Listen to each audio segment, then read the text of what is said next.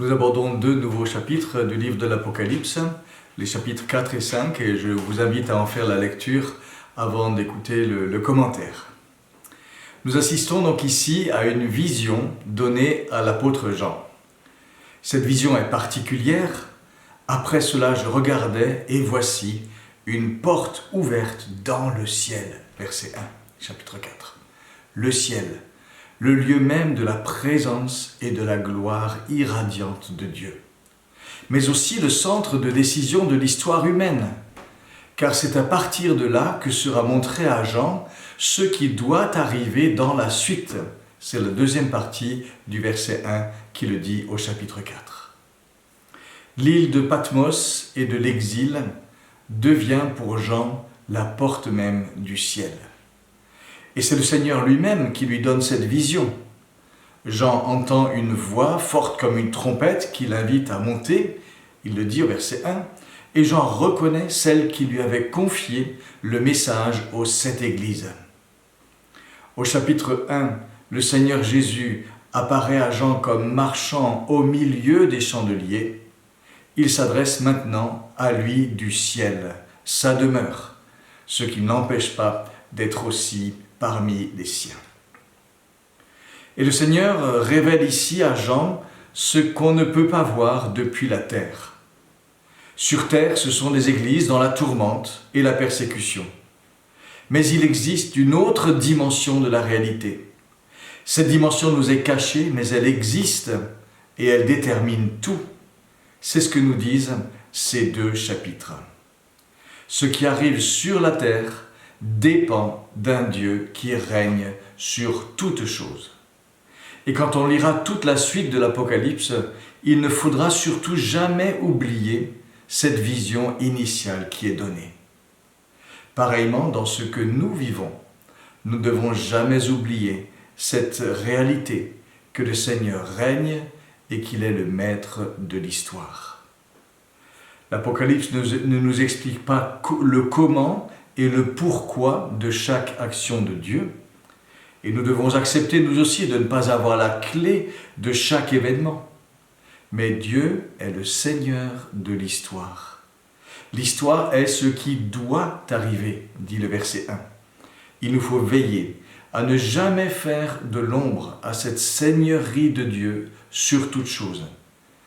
Qu'il s'agisse de la place que nous accordons au diable, qu'il s'agisse de la place que nous accordons à la liberté humaine, ou qu'il s'agisse de la place que nous accordons à la foi, qui soi-disant déterminerait tout. Ce qui arrive sur terre dépend d'un Dieu qui règne sur sa création et sur l'histoire. Le chapitre 4 nous brosse un tableau majestueux du trône du Dieu créateur. Et on retrouve ici des éléments de vision qui sont déjà donnés dans l'Ancien Testament, à Ézéchiel, à Ésaïe. En Ézéchiel, au chapitre 1, le Seigneur était apparu sur un trône porté par toute sa création. Un trône mobile, comme l'éclair, pour dire la gloire insaisissable du Seigneur et sa liberté totale. Car cette gloire mobile du Seigneur quittera aussi son temple dans Ézéchiel chapitre 10.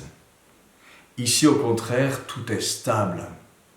Le trône de Dieu est central et entouré d'autres trônes. On est dans le ciel, le lieu même où le Seigneur fait sa demeure. La vision d'Ésaïe, quant à elle, décrivait le Seigneur sur son trône et les pans de sa robe remplissaient à eux seuls tout le temple. Cette vision proclamait la sainteté du Seigneur. Saint, Saint, Saint est l'Éternel. C'est au chapitre 6 d'Ésaïe. Et on retrouve la même proclamation ici en 4, verset 8.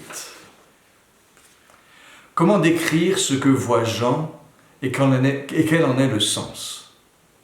On peut s'imaginer la scène à la façon d'un zoom d'abord serré qui part d'un point central pour s'élargir, puis revient au centre pour s'élargir à nouveau.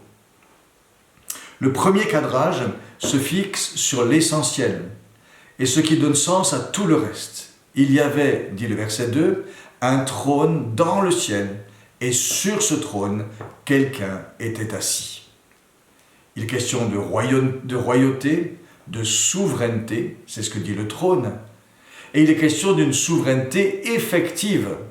Le trône n'est pas vide, quelqu'un est assis sur ce trône. Ce quelqu'un, c'est Dieu. Il a dans tout ce qu'il est l'aspect des diamants les plus précieux. Cela évoque la beauté, l'éclat, la richesse, la magnificence, la gloire de Dieu, mais sans le décrire lui-même, car personne n'a jamais vu Dieu. Jean nous le rappelle dans son évangile, Jean 1, 18. « Nul ne peut voir Dieu et vivre », disait déjà le Seigneur à Moïse.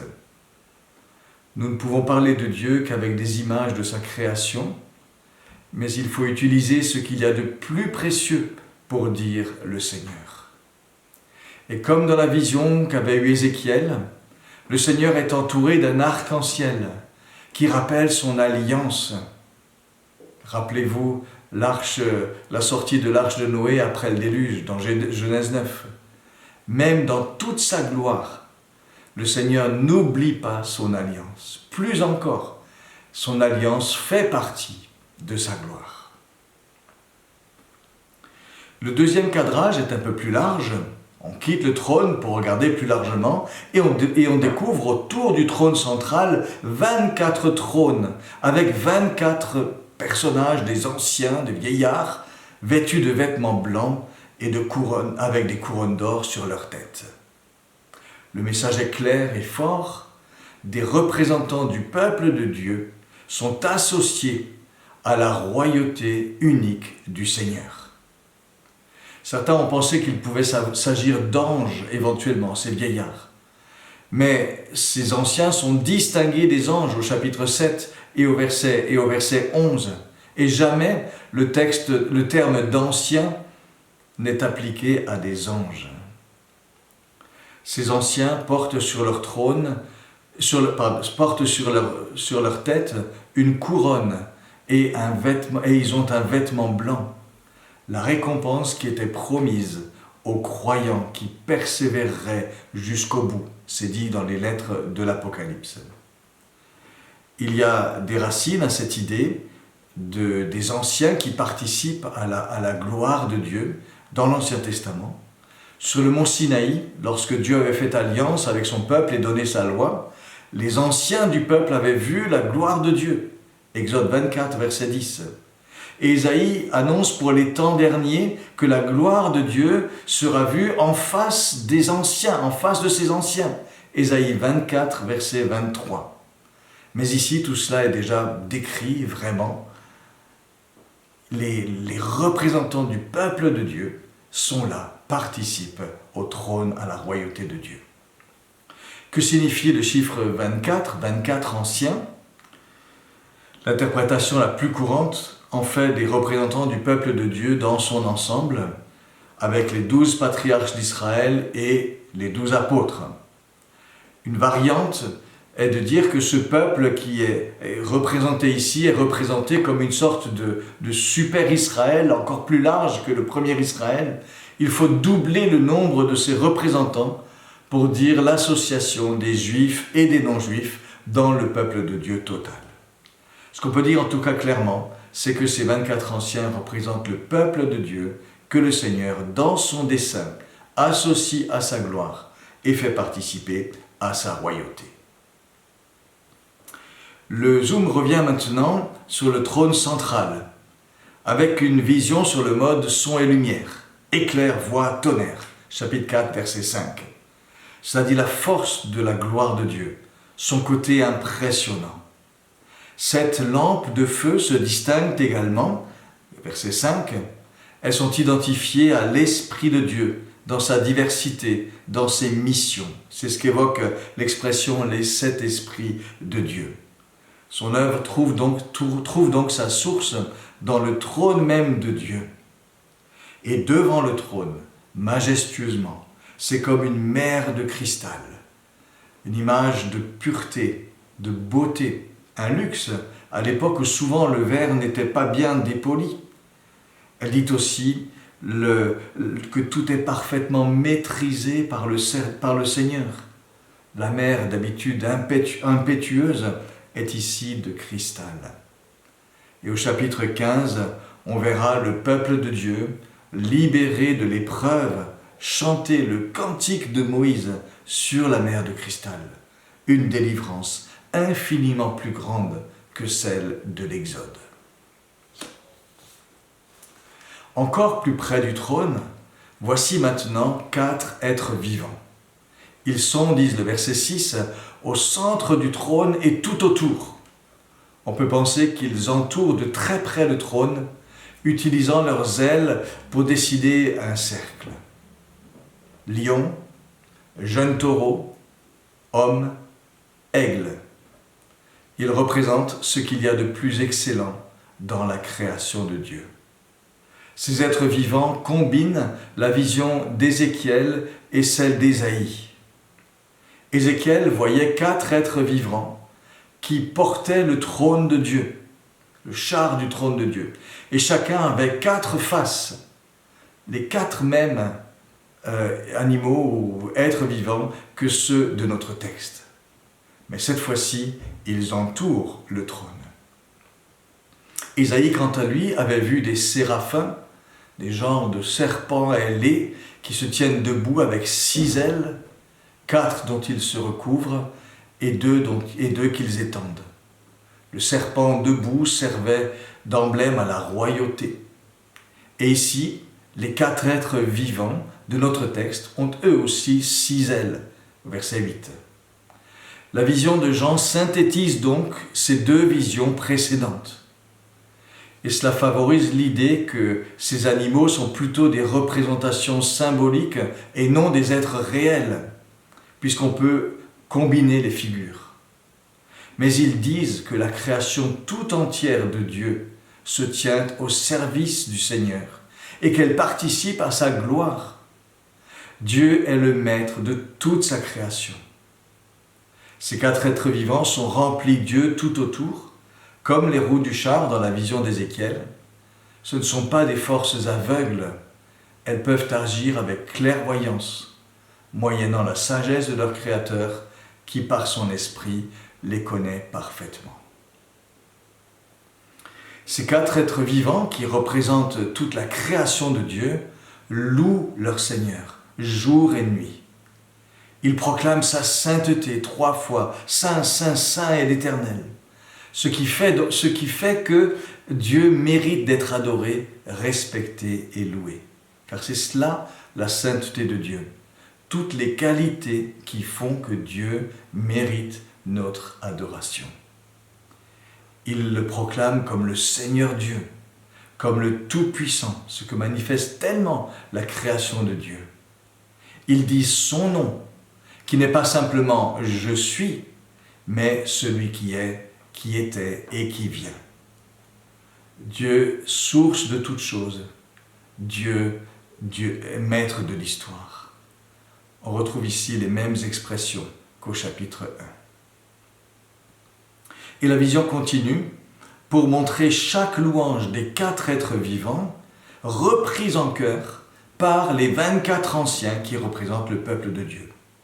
Autrement dit, la création tout entière et le peuple de Dieu sont au même diapason, devant le trône de Dieu, devant sa gloire, en adoration et en reconnaissance éperdue. Tu es digne, notre Seigneur et notre Dieu, de recevoir la gloire, l'honneur et la puissance, car tu as créé toutes choses, et c'est par ta volonté qu'elles existent et qu'elles ont été créées. La foi biblique au Dieu créateur n'est pas juste le bouche-trou qui doit servir à expliquer l'énigme d'un monde qu'on ne comprend pas.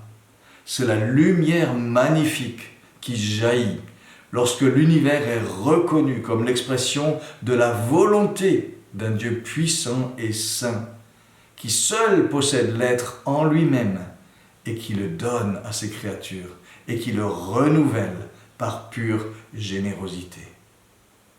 Et plus que tous les autres, les membres du peuple de Dieu savent qu'ils doivent tout à Dieu. La vie, le salut, la persévérance.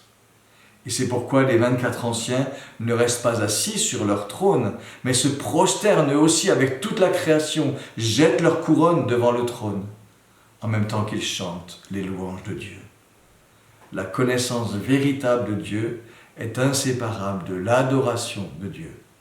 Et pour nous qui connaissons Dieu, nous le connaissons et nous l'adorons comme notre Dieu créateur et comme notre Dieu sauveur. Les deux sont appelés à se conjuguer aussi. Cette vision céleste nous dit donc ce qui est, ce qui demeure. Le trône de Dieu n'est pas vide, même en des temps troublés, mais le Seigneur y est assis. Il est le Seigneur de toute sa création. Il est aussi le Seigneur de son peuple. Déjà sa création et son peuple le louent et l'adorent, en attendant qu'il fasse toutes choses nouvelles. Et c'est ce que l'on découvrira au chapitre 21 et 22 de l'Apocalypse, où le trône de Dieu se trouvera cette fois-ci et pour l'éternité dans la nouvelle Jérusalem, descendue d'auprès de Dieu sur la nouvelle terre. Apocalypse 22, les 3 premiers versets. Après cette grande vision du trône de Dieu, nous assistons à une nouvelle scène au chapitre 5 qui va déterminer la suite de la révélation donnée à Jean. Nous voyons dans cette scène un livre dans la main droite de Dieu qui est sur son trône, verset 1. Ce livre est abondamment écrit et scellé de 7 sceaux, et personne n'est trouvé digne de l'ouvrir, ni dans le ciel, ni sur la terre, ni sous la terre. C'est dit au verset 3. Est annoncé alors celui qui a remporté la victoire pour ouvrir le livre et les 7 sceaux. Chapitre 5, verset 5. Il est l'unique, puisque personne de chez personne n'a été trouvé digne de recevoir le livre.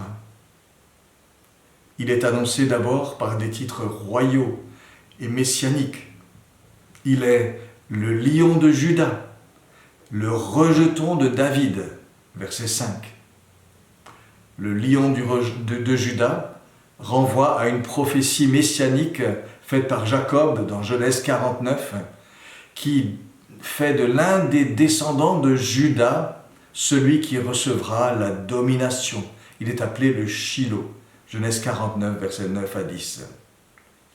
Et le rejeton de David reprend des prophéties d'Ésaïe, qui annonçait un descendant de David qui viendrait, sur lequel reposera l'Esprit de l'Éternel, qui jugera la terre, mais qui en fera aussi un lieu où le loup habitera avec l'agneau, et qui deviendra une bannière pour tous les peuples. Ésaïe 6, verset 13, Ésaïe 11, verset 1 à 10. Et Jérémie reprend les mêmes termes au chapitre 23 et verset 5. On attend donc le lion de Juda, cette figure messianique. Mais là où on s'attend à voir apparaître un lion rugissant, c'est un agneau, immolé, mais debout, qui entre en scène. Et toute la suite de la vision est une louange et une adoration à cet agneau immolé, qui seul est digne de recevoir le livre et d'en ouvrir les sceaux. Qu'est-ce que ce livre? Les interprétations ne manquent pas. Une interprétation ancienne y voit l'Ancien Testament, accompli par Christ qui seul en ouvre le sens. D'autres y voient le livre de vie, avec les noms de ceux qui sont sauvés, que seul Jésus est digne d'ouvrir. Mais la suite du texte décrit la rupture des sceaux de ce livre comme une succession d'événements et de jugements de Dieu dans l'histoire des hommes. Il faut donc relier ce livre à l'histoire des hommes.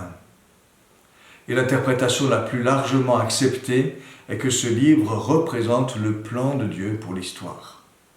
Ça explique que le livre soit dans la main droite du Dieu qui est sur le trône.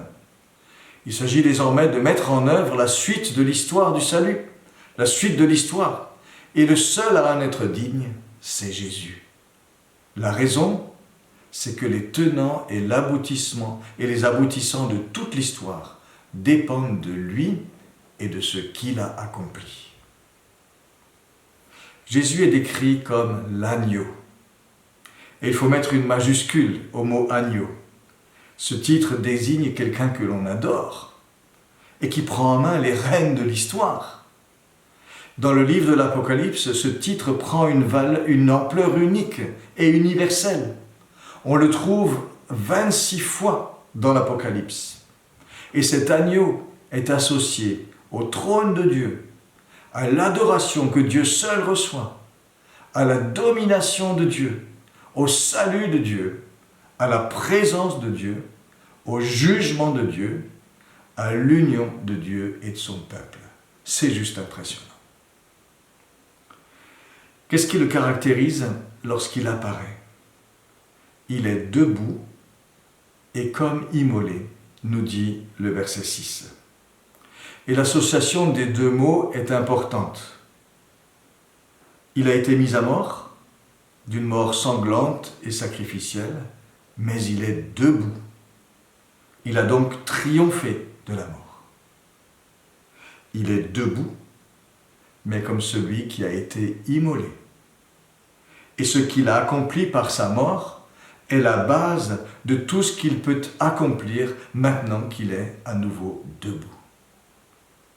Sa mort n'est donc pas uniquement un passage qu'il fallait franchir victorieusement. Elle accomplit quelque chose par elle-même. Tu as été immolé et tu as racheté pour Dieu, par ton sang, des hommes de toute langue et de tout peuple, chante le verset 9. Comment comprendre ce titre, l'agneau, avec la portée qu'il prend dans l'Apocalypse? C'est un titre très englobant, nous l'avons dit, dans l'Apocalypse. Il faut s'attendre donc à ce qu'il récapitule des significations multiples et riches. J'en indique quelques-unes. C'est d'abord une figure de douceur et d'innocence.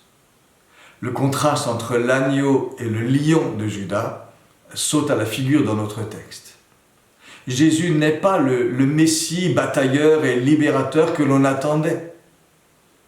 Il est doux et humble de cœur, comme il le dit lui-même, Matthieu 11, verset 29.